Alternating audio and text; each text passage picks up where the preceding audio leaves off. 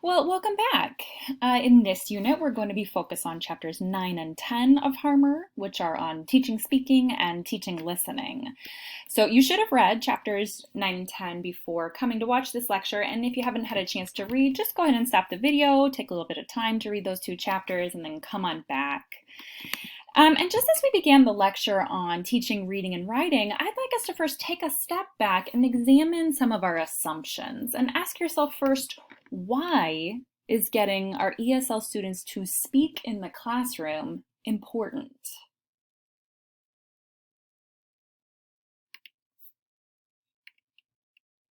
Well, there are a number of reasons for teaching speaking in the classroom. Speaking activities can provide rehearsal opportunities for the kind of speech that students are going to be expected to do outside of the classroom, in the real world, so to speak. So the classroom should always be a safe place to practice speaking. And in this chapter, Harmer's really focusing on activation. Not so much the kind of controlled practice or study that is focused on a particular form of language, but really the kind of speaking practice that we would think of as activation, or using all of the language that our students have available to them and not necessarily focused on a particular form. Speaking activities can provide feedback to the teacher on how students are using speech. So particular students could be doing very well at reading and writing, and unless we have classroom opportunities for speaking, the teacher may not really know where they're at with speaking. They might kind of slip through the cracks if they're more quiet and they're doing well in some of those other domains. We might not actually notice that their speech is not developing at quite the same rate. So we make sure that we are monitoring that by having speaking activities in the classroom. And a third important reason is that the more students have the opportunity to activate elements of the language they have stored in their brains, the more automatic the use of those elements become. So basically, the more you use the language, the more fluently you become able to use words and phrases without conscious thought. It just kind of comes with more automaticity the more you do it. There's a range of speaking skills that is rather broad, and so some of the aspects of teaching speaking include teaching ELLs to produce the English speech sounds and patterns. So that might be just individual sounds and phonemes, as well as patterns of those phonemes.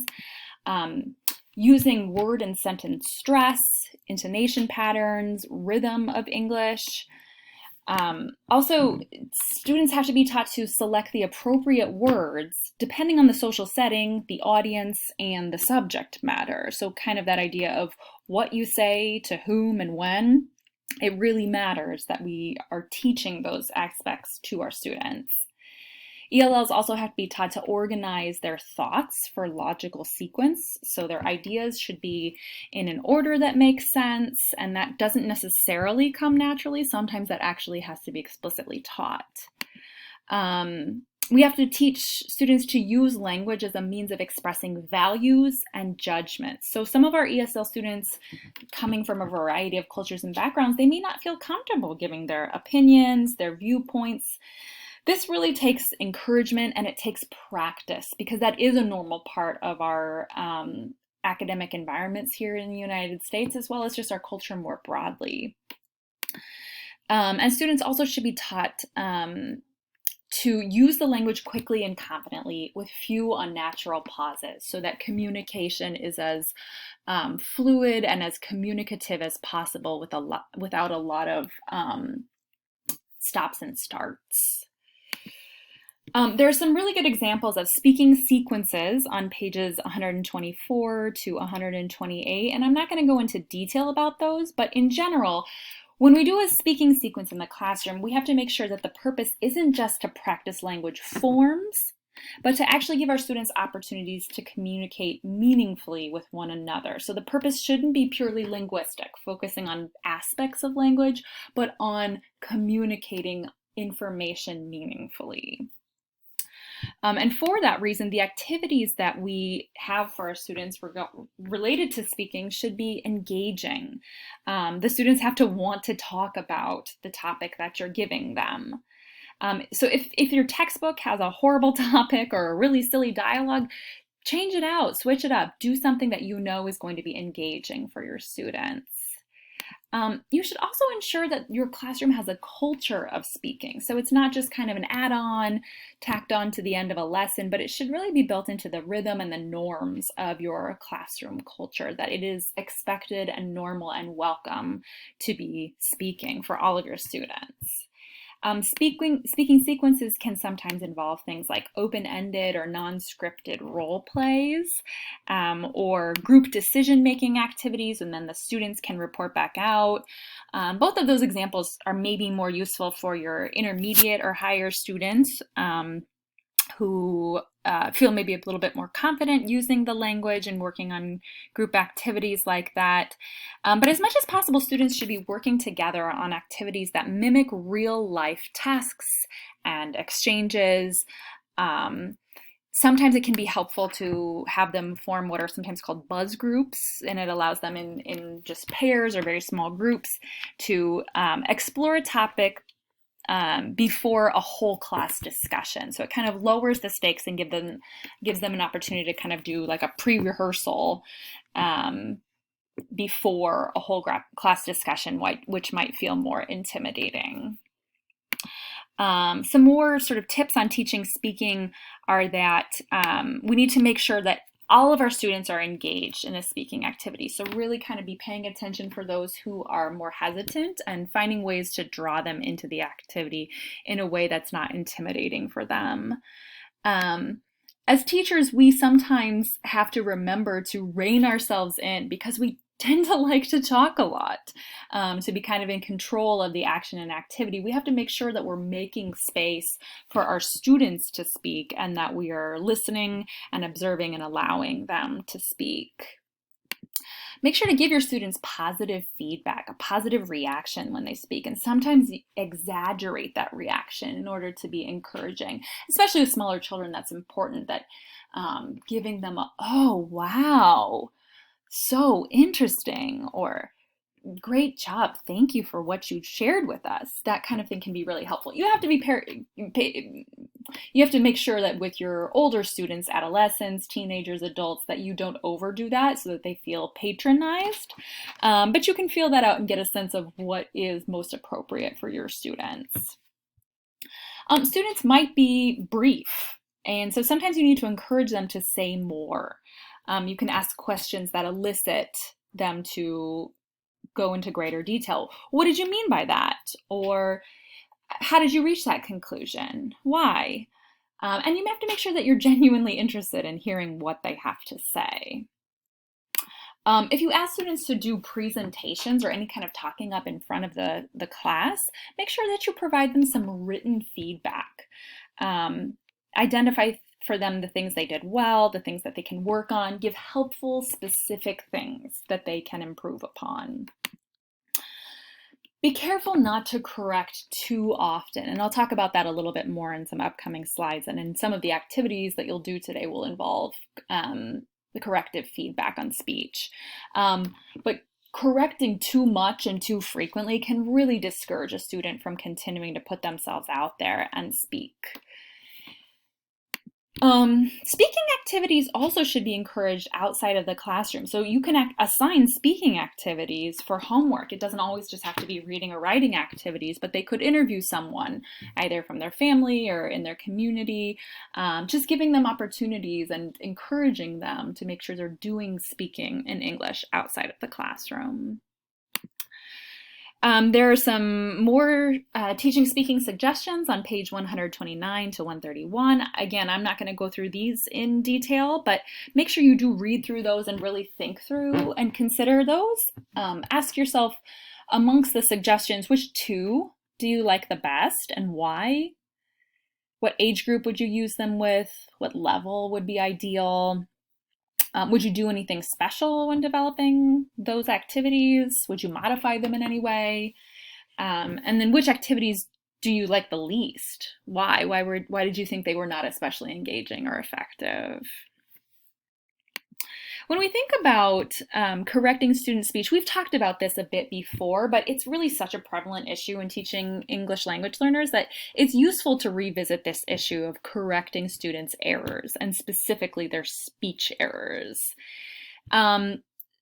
So when you're in the study phase of a learning sequence, that would be an appropriate time usually to correct students' speech errors sensitively. So at that point, you're still focused on forms, whether it's pronunciation or a grammar point or vocabulary items.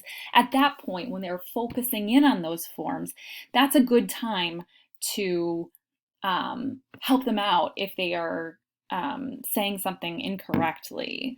But when they're in more of an activation phase, when they're in a communicative exchange, especially if they're talking passionately about an issue in discussion, that's not a good time for you to provide an error correction. That's going to interrupt the flow. It's going to break things up. It's going to derail possibly the entire activity. The best practice in that kind of situation is to just listen while those activities are taking place. Make note of both positives and negatives that are happening in your student's speech, and then highlight those things later. And again, it is important to provide students with not only error correction, but positive feedback, the kinds of things that they're doing especially well. One of the most common or popular or effective kinds of error correction is reformulations or recasts. That's when you repeat back the content of what the student has said, but correct the error in the way that you repeat it. So if you hear, "I go to the store," you can say back to your student, "Oh yeah, you went to the store?" "Oh, right, I went to the store." And they're able to hear the correction usually. There are a number of other kinds of corrective feedback in the article that you'll read for today. None of the different forms of feedback in that article is necessarily better than the other. Some are just more useful or appropriate for different situations, different students at their different levels. So make sure that you read that article, and then you'll be using those different kinds of corrective feedback in your discussion board post for today as well.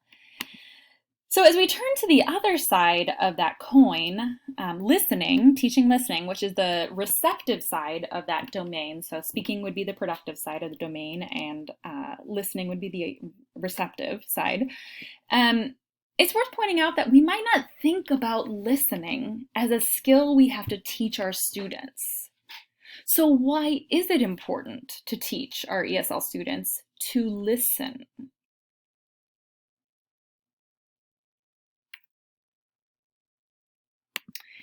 Well, think about how you might have studied a foreign language, like in middle school or high school or even college. There's often a heavy emphasis on reading and writing in those classes. So you might think you've gotten pretty good at Spanish or French, and then you end up in a context where it's being spoken and you can't understand anything. You probably weren't taught to listen very well, because it is a distinct skill in learning a language.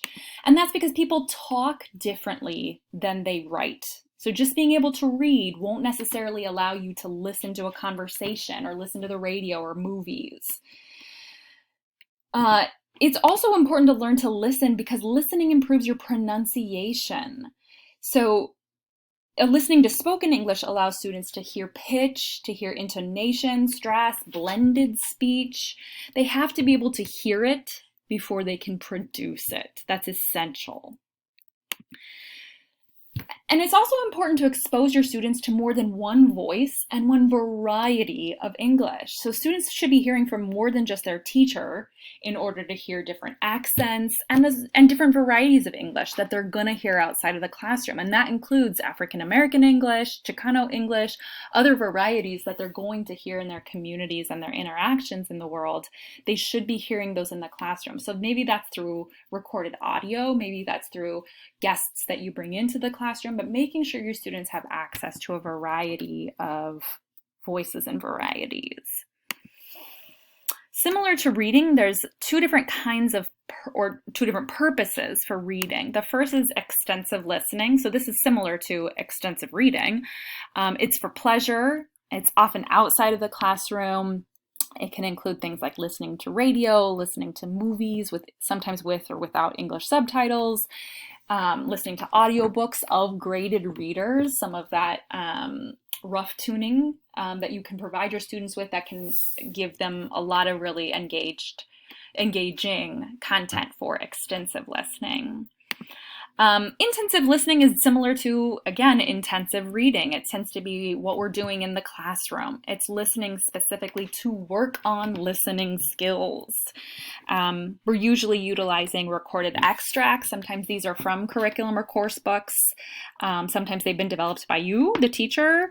Sometimes they are actually live listening, bringing a visitor into the classroom to speak on a particular issue and engage with your students so they have an opportunity to hear in a live kind of way.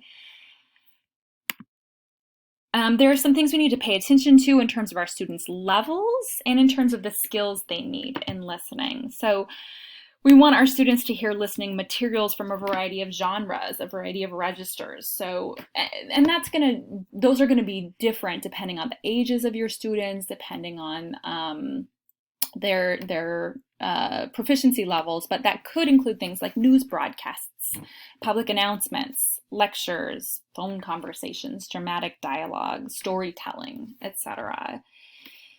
As much as possible, we want our students to be exposed to authentic speech. So that's audio that's produced not for English language learners, but for a broader audience.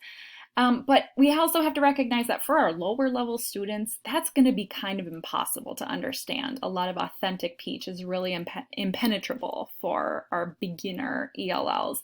And so then we're going to utilize more rough-tuned listening material. But we still want to make those as authentic as possible and then be moving our students toward authentic listening materials as much and as quickly as we can, scaffolding them into that. We need to teach our students a number of listening skills, and so that includes listening to paralinguistic clues, so things like intonation that can indicate mood or meaning, and paralinguistic clues are, again, just part of what we're saying that's beyond the words themselves. They have to be able to listen for both specific information and for general understanding. So listening for specific information, that's kind of like scanning when we're reading. We're looking for specific pieces in what we're listening to. And for general understanding, that's more like skimming when reading. We're getting kind of the gist of the whole text or passage or audio clip that we're listening to. And really kind of the genre of what we're listening to is going to determine which kind of listening skill we should be engaging. Harmer lists a number of principles that are important to keep in mind when we're teaching listening. So the first of those is to encourage our students to listen as often and as much as possible. So the more students listen, the better they get at listening. And it's also true that the more students listen, the better they get at speaking. Again, that's one of the primary reasons we teach listening, is because it helps with speaking. Another important principle is to help students prepare to listen. So we have to make sure we're engaging our students first. Maybe we're looking at pictures, discussing the topic, reading some questions first that all get them engaged before they do a listening activity. We have to remember that one-time listening may not be enough. So the first time when they listen, they might get the general idea, but after that, they can then listen again for details, or maybe you hone in on an extract of a particular clip of the recording to focus in on. Even if it's live listening, we should repeat the things that we've already said, or ask the speaker that we've invited to repeat things that they've said again, because often our students are not going to get all the things when they hear it the first time. We should encourage students to respond to the content of a listening and not just the language. So again, not losing the forest for the trees. We should be engaging them in the big idea. So asking them questions. Do you agree with what they said? Did you find that interesting? Why? Make sure they're engaging with the content and not just the pieces, the forms. Different listening stages demand different listening tasks. So again, the first time the task should be straightforward and general, and then subsequent times listening, the task can be focused on detailed information. And keep that in mind. There should never be just listening for listening's sake. There should always be a task, and students should understand what they are listening for, the task they are listening for. So teachers have to help students to focus in on their listening task. Good teachers exploit listening tasks to the full. So after listening, the track could be used again for various kinds of study or a new activity in the teaching sequence, but not just kind of a one-off, we listened to the piece and we moved on. Integrate it into your broader lesson planning and lesson sequencing to make sure you're exploiting or using all the things out of that listening activity to the fullest. Again, there are great listening sequences and suggestions on pages 136 to 144. Please do spend some time thinking about those, especially the suggestions on 142 and 143. Ask yourself these questions that I keep kind of encouraging you toward. Think about which ones you like the best. Why are they especially engaging? Why would they be useful? What age group, what level would be ideal for those suggestions? Would you do anything special? Would you modify? Which do you like the least? Why? So that's all I've got for these two chapters. So next, see the task list for all the details of what you'll need to do for day 10 and get going on those. And I'll see you next time.